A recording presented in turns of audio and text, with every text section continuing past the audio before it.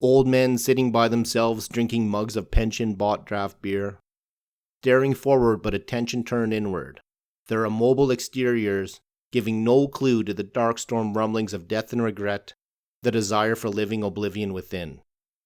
A loud table deep in the darkness of intoxication, yelling, arguing, and accusing like only a family can. Women coming off the street pulling bills out from underneath their shirts. Exchange nods silent and hands under the table with hooded skeletal gangsters. Lottery machines ring and echo from a room off to the side. Money fed and buttons pushed by organisms that have been de-evolved to a single raw naked need. And I sit at the bar with all the other men, singular, alone, and atomized. The tax collectors with insides gnawed raw with acidic guilt. The mediocre salesmen still wearing the same suits they wore at the peak of their career decades ago. The just-released prisoners drinking their first beer out. Their whole lives now reduced to the contents of a clear plastic bag of ripped clothes and spent toiletries. S asked me out for drinks.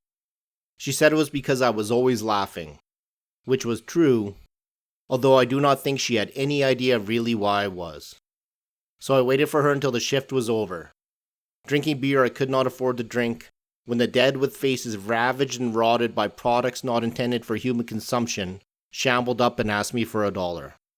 I told them I did not have it, without resorting to lies. Tips were naturally always good for S, so she bought the beer. As I drove to her house with every stolen glance, I could not believe my luck. Our bodies now in each other's orbits, pulled together by forces now stronger, we kissed. The movie we put on was just a mere formality. Soon our forms were entwined like two strands of DNA, together cast back to the primordial source of biological life.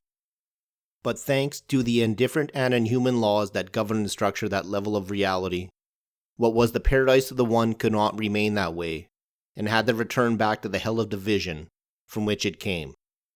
Discovered in her shameful nakedness by her mother, I was driven out into the streets of child soldier gangs garbed in the traces of dreams unattainable, of hungry ghosts waving at passing by cars ignored, screams from inside spray-painted boarded homes supposed to be abandoned.